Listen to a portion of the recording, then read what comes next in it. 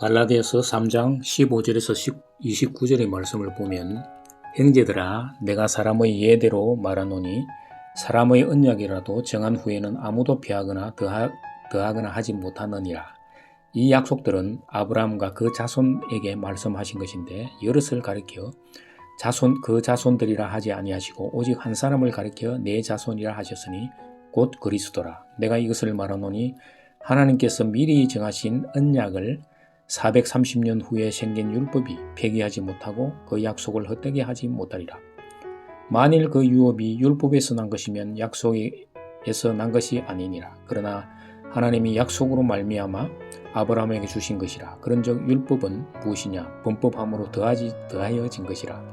천사들을 통하여 한 중보자의 손으로 베푸신 것인데 약속하신 자손이 오시기까지 있을 것이라. 그 중보자는 한 편만 위한 자가 아니라 하나님은 한 분이시니라. 그러면 율법이 하나님의 약속들과 반대되는 것이냐? 결코 그럴 수 없느니라. 만일 능히 살게 하는 율법을 주셨더라면 의가 반드시 율법으로 말미암았으리라. 그러나 성경이 모든 것을 제 아래에 가두었으니 이는 예수 그리스도를 믿음으로 말미암는 약속을 믿는 자들에게 주려 함이라. 믿음이 오기 전에 우리는 율법 아래 매인바 되고 계시될 믿음의 때까지 갇혔느니라. 이같이 율법이 우리를 그리스도께로 인도하는 초등교사가 되어 우리로 하여금 믿음으로 말미암아 어렵다함을 얻게 하려 함이라. 믿음이 온 후로는 우리가 초등교사 아래에 있지 아니하도다.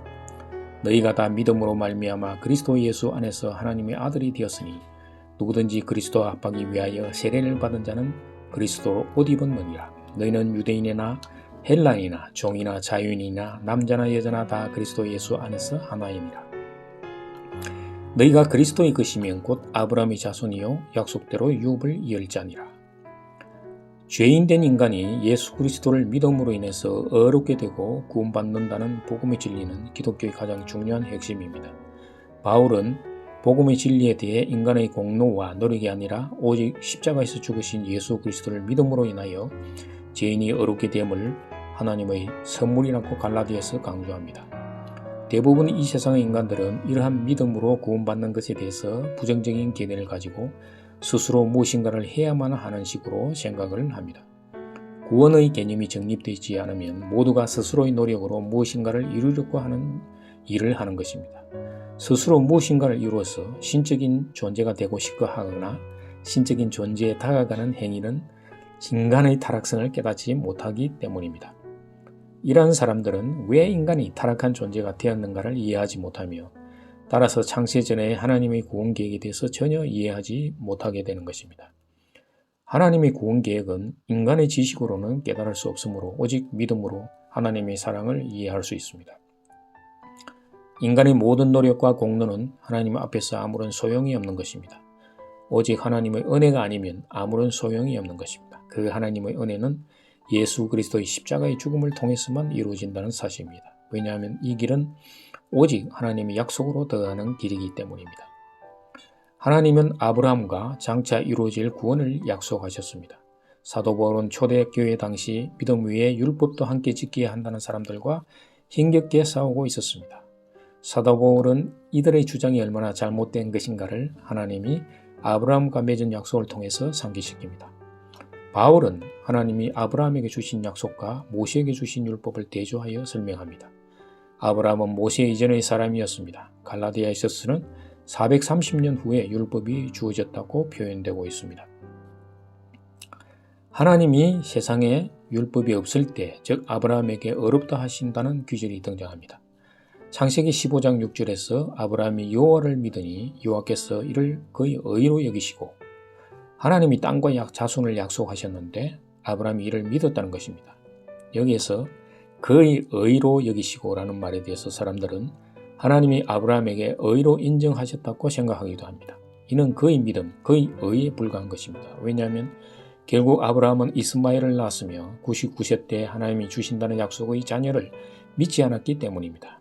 물론 100세가 되었어야 아브라함은 죽은 자같이 되었으며 하나님이 어려운 자라고 인정하셨습니다. 자기의 의에서 하나님이 주신 의로 다가가는데 25년의 세월이 필요했던 것입니다. 아브라함이 하나님으로부터 의로운 자라고 인정받은 것은 율법에 의한 것이 아니라 약속을 믿음으로 의롭다 하심을 받았다는 것입니다. 그리스도 이후에 하나님으로부터 의롭다 하심을 얻는 것은 율법이 아니라 약속이 성취된 믿음에 의한 것입니다. 약속은 율법에 선행하는 것이며 더 중요한 것입니다. 바울은 갈라디아에서 율법이 약속을 대체하지 못한다고 설명하고 있습니다. 율법은 약속을 이루는 통로가 되는 도구일 뿐이라는 것입니다. 바울은 율법의 역할을 5가지로 구분해서 설명했습니다. 첫째, 율법은 미리 정해진 약속을 무효화할 수 없다는 것입니다.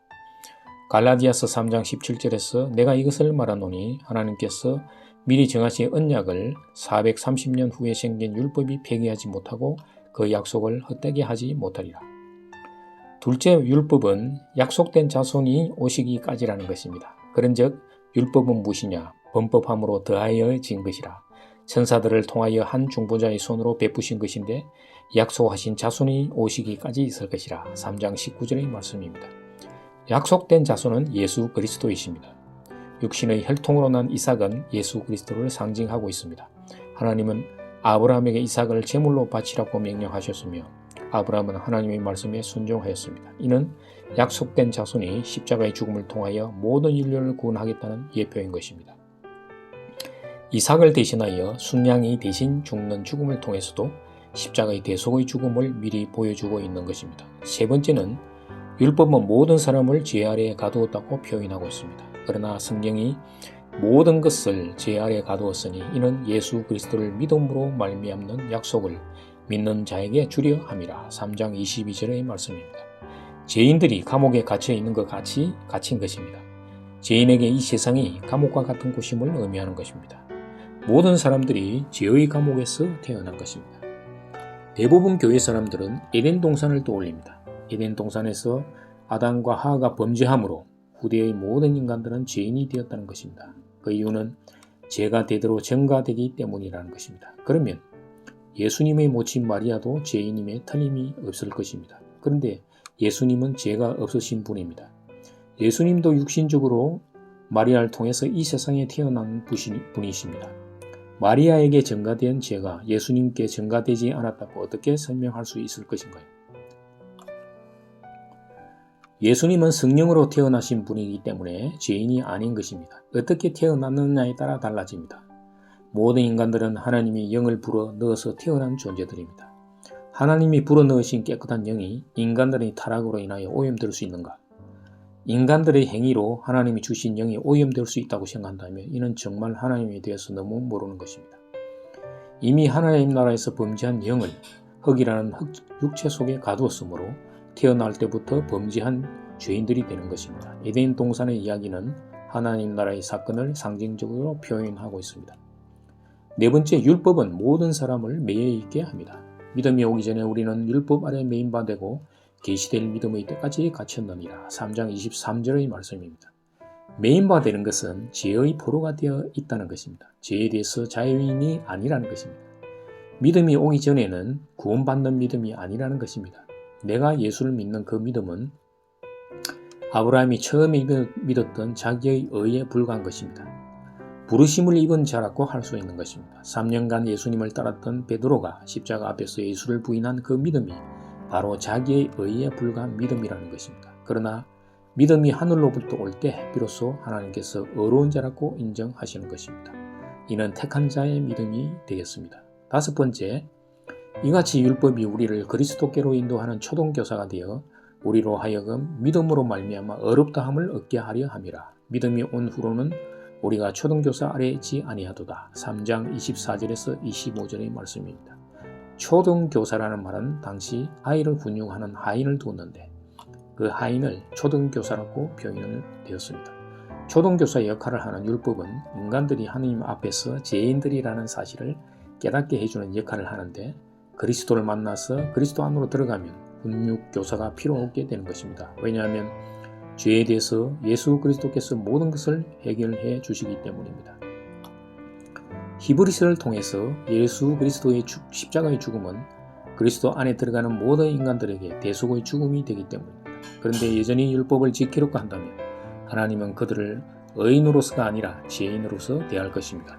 죄인들이 율법의 하나라도 어기면 하나님이 그들을 심판하실 것입니다.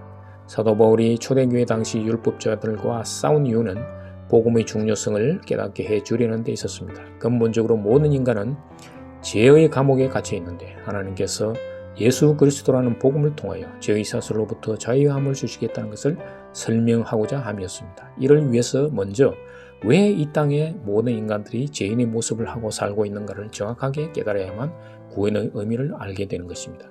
구원의 의미도 모르면서 예수 믿으면 구원이라는 말로 어떻게 믿지 않는 자들을 이해시킬 것인가? 무조건 예수 믿으면 된다는 식으로 접근하면 곤란할 것입니다. 오늘날 대부분 교회에서는 두 가지를 간과하고 있습니다. 첫째는 그리스도 안에 들어가는 자에 대한 설명을 잘 하지 않는다는 것입니다. 교회 안에 있으면 모든 자가 그리스도 안에 있는 자같이 대하고 그들이 그리스도 안으로 들어간 자라고 스스로 생각하기 쉬운 것입니다. 그리스도 안으로 들어가기 위해서는 십자가에서 죽으신 예수 그리스도와 연합되어야만 합니다. 그리스도 안에 있는 자는 세상에 대해서, 죄에 대해서, 율법에 대해서 죽은 자가 되는 것입니다. 두 번째, 목사들이 쉽게 믿음을 더하게 합시다 라고 말하는데 구체적으로 어떻게 해야 믿음을 더하게 되는지를 설명하지 않습니다. 단순히 믿음을 더하게 해주소서 라는 기도와 우리 믿음을 더합시다 라고 말을 해버리고 설교를 끝내는 것입니다. 교회 생활 잘하고 봉사 잘하고 헌금 잘 내고 이런 식으로 하면 믿음이 더해지는가요? 믿음이 더해지려면 믿음이 하늘로부터 와야 하며 하나님의 말씀에 순종해야만 하는 것입니다. 성도가 하나님 말씀에 순종해야 하는 것은 예수 그리스도와의 언약의 말씀에 순종하는 것입니다. 그 첫째 말씀이 하나님을 사랑하고 둘째가 이웃을 내 몸과 같이 사랑하는 것입니다. 하나님을 사랑하는 것은 마인드 컨트롤과 같은 생각이 아니라 예수 그리스도와 함께 십자가에서 자기를 못 박는 것입니다. 그래서 자기를 부인하는 삶이 하나님을 사랑하는 것입니다. 자기를 부인하는 이유는 죽어있던 영을 살리기 위함입니다. 하나님 앞에서 죽었던 영을 살리는 일이야말로 하나님이 가장 기뻐하는 일이기 때문입니다. 둘째, 형제를 이웃을 사랑하는 것은 영을 살리는 일을 이웃에게 전함으로 그들이 죽어있는 영을 살려 하나님께 기쁘시게 하는 것입니다. 대부분 교회에서 하나님을 사랑하고 형제를 사랑하는 것이 무엇인가를 설명해 달라고 하면 10계명을 대입시킵니다. 앞의 5계명은 하나님의 사랑이고 뒤의 5가지는 형제를 사랑하는 것이라는 것입니다. 그래서 하나님을 사랑하기 위해서는 앞의 5가지 계명을 잘 지켜 행하는 것이라고 말하기도 합니다. 그러면 여기에서 네 번째 계명인 안식일을 지켜야만 하는가? 이렇게 질문을 하면 안식일은 오늘날 주일로 대체되었다고 말하기도 합니다. 안식일의 주인은 예수 그리스도이십니다. 이렇게 이상하게 대입시켜서 설명하기도 하는 것입니다. 하나님의 뜻을 정확하게 이해하기 위해서는 우리는 하나님이 왜 잃어버린 영을 살리려고 하는지를 깨달아야만 합니다.